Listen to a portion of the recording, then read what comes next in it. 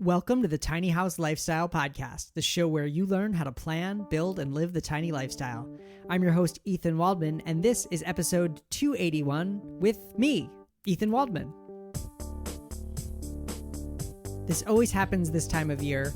It's September, and people are just kind of transitioning back from summer mode to fall and winter mode, and it is so hard to get people to commit to an hour-long interview for the show. So this week, I will be sharing my session from the 2022 Tiny House Summit that I put together, all about different types of compost toilets for tiny houses. It's a question that I get from time to time about, where the pee and the poop goes. And so I thought I would share this pretty short and informational session with you where I go through what I chose for my tiny house, and also what the other options are out there. I hope you enjoy the show, and we will be back next week with our normal format, an interview with a tiny house dweller. And if you enjoyed this session, then go to tinyhousesummit.co. That's tinyhousesummit.co, where you can see the whole lineup. There are 30 speakers, 30 sessions. And if you want to get recordings of all 30 sessions, click on that link that says All Access Pass and then use the coupon code THLP at checkout. You will get 30% off your All Access Pass just for kind of telling us that you came here from the podcast. Again, that's tinyhousesummit.co. Check out that All Access Pass where you get 30 recordings from all 30 sessions. Use the coupon code THLP for 30% off. All right, let's dive in. All right, welcome to the Tiny House Summit. I'm your host, Ethan Waldman, and this is my session on compost toilets. One of the most hotly debated aspects of tiny house living is kind of what to do about the pee and the poop.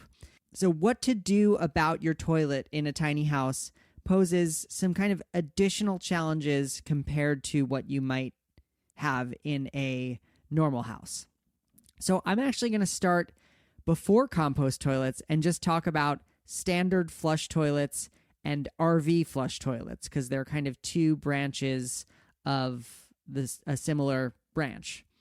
So a standard flush toilet is the same thing that you would find in any normally sized house. While there are some small ones and you could fit one into a tiny house, they're not exactly ideal. They require a big hole in the floor and specific plumbing beneath them, plumbing that wouldn't be very easy to install, hanging down under the trailer. Basically, your flush toilet has a P-trap underneath it, one of those U-shaped things that needs to be below the toilet. So you either are going to need to build the toilet up onto some kind of box, or you're going to need to have that underneath the house. Standard toilets are also very water intensive. A standard flush toilet uses about 5 gallons of water per flush. So if you manage to fit a 40-gallon freshwater tank into your tiny house, then you're looking at just 8 flushes until your tank is empty. And that's assuming that you don't use any other water. The other problem is, where does all that water go? Unless you are directly hooked up to like a septic system or a sewer system, you don't really have the ability to use the toilet. There are modifications to a standard flush toilet that are designed for RVs.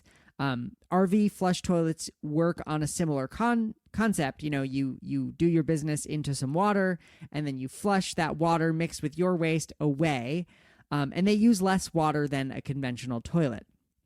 But the big question is, where does all this water go when an RV or a tiny house flushes a toilet? So most RVs come with 2 holding tanks. So they are installed usually below the floor. There's a gray water holding tank and a black water holding tank. Gray water is considered any used water from the sink and the shower. It's dirty water, but it's not contaminated with fecal matter and urine. Black water comes from your toilet. RVs have holding tanks for both kinds of water with ports on the side of the vehicle. And so they are essentially able to carry their wastewater around until they get to the appropriate dump station. Yep, that is what they're called. And that's where they would empty their tanks. So while this setup is technically possible for a tiny house, it's not a great solution. It's not a likely solution. I can think of lots of reasons why, but the number one I'll mention is the weight. 1 gallon of water weighs about 8 pounds.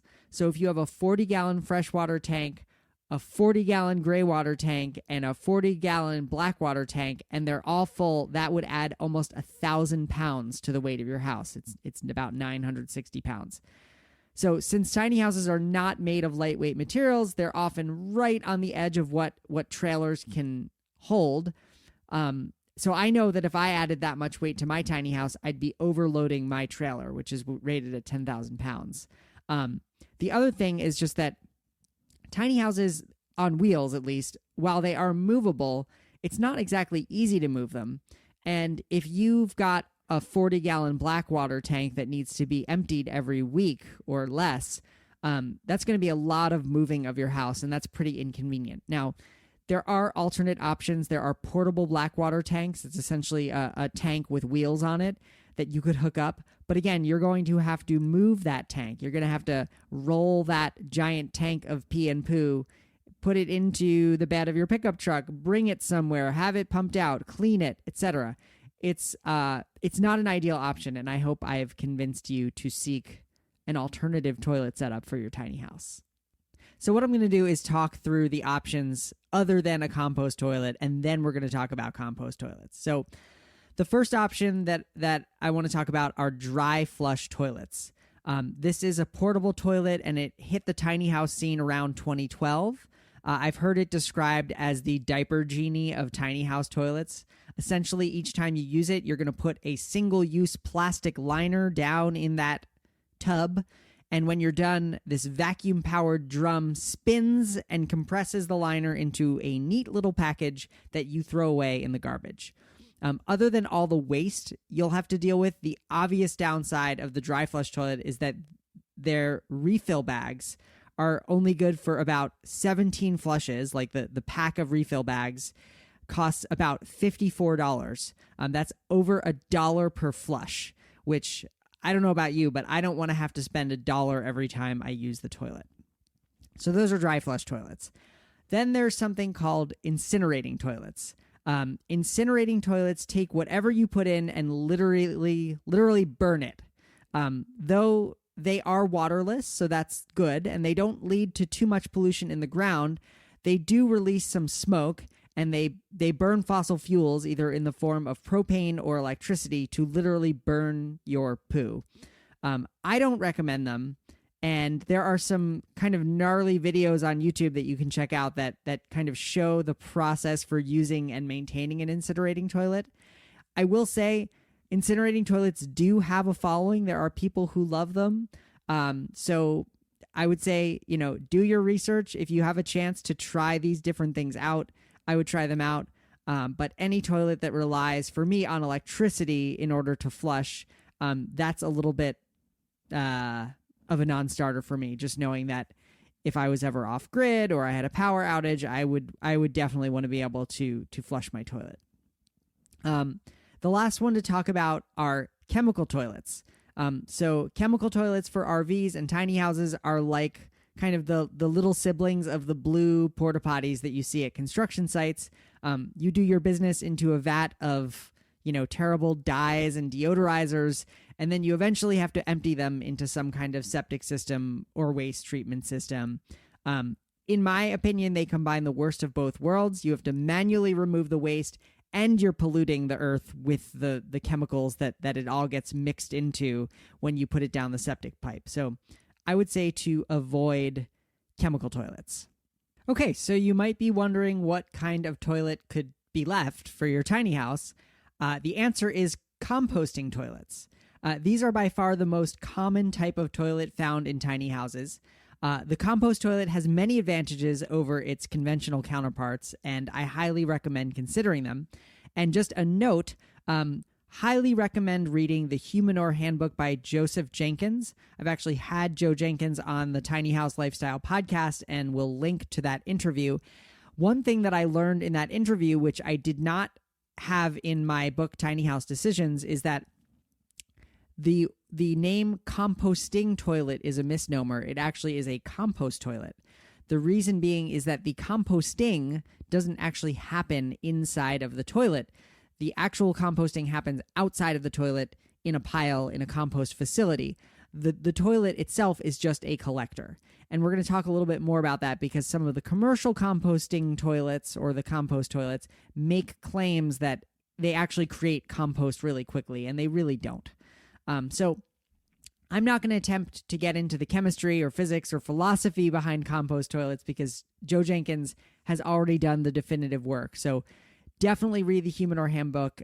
Joe Jenkins kind of breaks down the problem, which is the way that we currently handle waste in our society leaves us with a broken cycle that doesn't replace the nutrients that we're taking from the earth. It sounds very hippy-dippy, but he devotes most of the book to a very well-researched and kind of footnoted account of how compost works, and more importantly, how it works on human waste. And the book will satisfy both your inner scientist and your inner hippie. So I've plugging it again. Check out the Humidor Handbook. Compost toilets come in two main types. There is the commercial compost toilet and then the bucket style compost toilet. So the commercial is something that you buy. The bucket style is something that you can make. So let's go into commercial composting toilets. They are a special device, usually made of plastic. They handle both waste collection and sometimes the actual composting process. But again, it's more of a drying process. Waste goes in and some kind of compost comes out a few weeks or months later. Here are the pros. So I'm going to do a little pro-con thing. So the pros of the commercial composting toilet. So pro number one, they reduce your contact with the waste. The biggest pro of the commercial compost toilets is that they minimize the frequency with which you need to interact with your waste. That's pro number one. Number two, they don't require any special plumbing. Since your compost toilet doesn't use water to flush away your waste, it doesn't need a water supply, it doesn't need a drain, etc. That actually represents a significant cost savings on your plumbing setup. So you'll get this benefit with both commercial and bucket style toilets. The feature of compost toilets that kind of let me isolate all my plumbing to my cabinet underneath my kitchen sink was the fact that it did not need any plumbing of its own. Compost toilets. Benefit number three, they are environmentally awesome. Since you're letting these magical microorganisms break down your waste and turn it back into soil, you're not polluting the ground or the drinking water supply. Pro number four, they look clean. The perception of a commercial composting toilet is something that looks clean and aseptic. If you're worried about appearances, a commercial composting toilet will be probably less intimidating than the bucket style. All right. So those are the pros of the commercial compost toilet. Let's talk about the cons. So the biggest con, number one, they are expensive to buy. These things cost a small fortune, between $1,000 and $3,000 for the unit. Plus, sometimes there is additional cost to install special ventilation that they require. More on that in a moment. And you're paying all this money for something that nature does for free. And that you can do with a $4 bucket from your local hardware store. Con number two, they usually have electricity and ventilation requirements. So as I just mentioned, commercial composting toilets require special ventilation, plus some require electricity to run. So what happens if you have a power outage? That ventilation fan stops running and things can get stinky. Okay, con number three is that commercial compost toilets don't produce real compost. They will tell you that they do, but they don't. Most commercial compost toilets don't produce the true compost that you could use to fertilize your garden. Many of them just use fans and sometimes heating elements to speed up the drying process and dry out that waste. The leftover material won't smell once the moisture is removed, but it should still be treated as potentially hazardous to human health and probably shouldn't be put in your garden. Con number four, you can reach capacity. The commercial composting toilet has a capacity, and if you overfill it, the compost features will be inhibited or stopped entirely. So this is a mandatory stop what you're doing and empty the compost toilet. All right, let's talk now about bucket toilets. Compared to commercial compost toilets, the bucket-style toilets are very simple devices that handle just waste collection. The actual composting process takes place in a separate location in a compost pile that you manage. It's Joseph Jenkins in the previously mentioned Humanure Handbook who details the process of how to own and operate a Humanure toilet. Simply put, the rules are: whenever you go, add a scoop or more of sawdust or another fine, natural cover material until whatever you've deposited in the bucket is well covered. If it still smells, you add more cover material until it doesn't smell. When the bucket is full or nearly full, you bring it outside to your compost pile and empty it into the center of the pile. You cover your compost pile with a coarse cover material like straw or hay, and that's it. If you've never used a bucket toilet before, you're just going to have to believe me when I say that it doesn't smell. So, and this is the kind of toilet that I have in my tiny house. So let's talk about the pros of the bucket toilet. They cost less.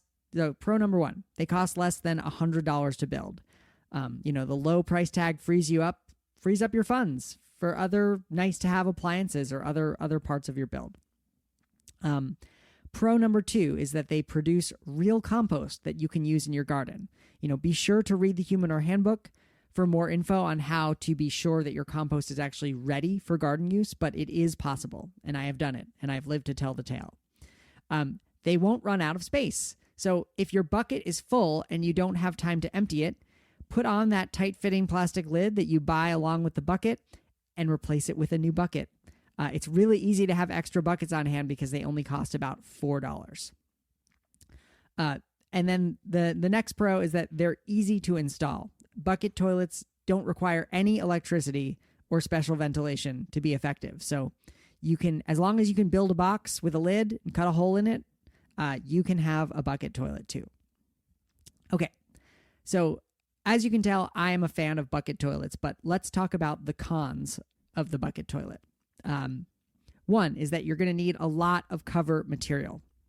Luckily for me in Vermont, there are sawmills. There are actual still sawmills to choose from, and my current favorite place allows me to fill up a 50-gallon trash can with pure, untreated sawdust for free. I've also reached out. I recommend having multiple sources. So I also have a local woodworking school. They don't use any pressure treated wood, and that's important. You don't want to use sawdust from like pressure treated wood.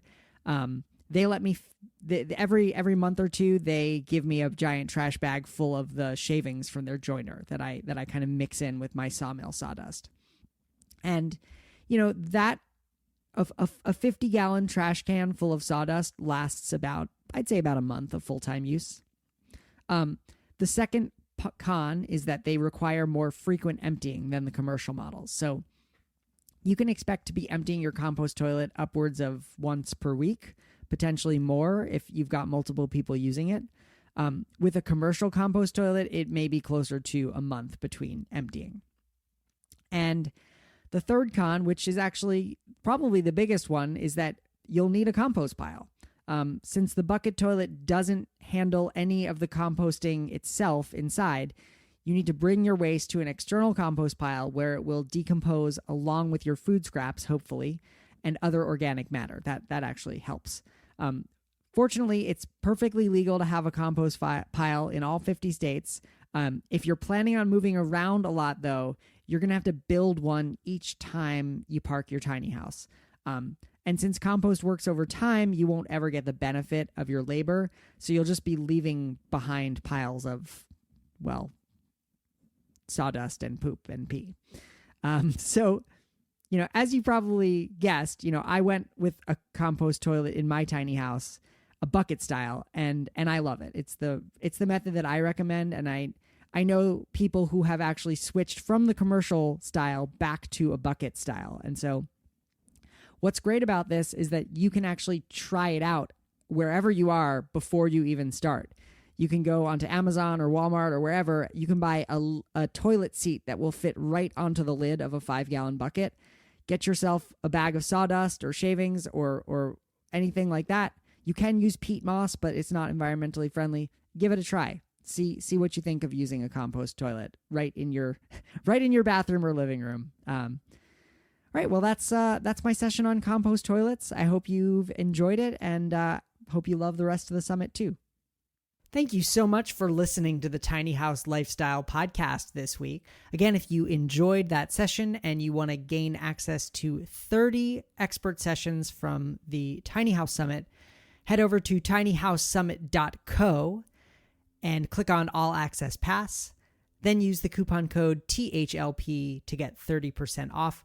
We'll put both of those links down in the show notes for this episode. That is all for this week. I am your host, Ethan Waldman, and I will be back next week with another episode of the Tiny House Lifestyle Podcast.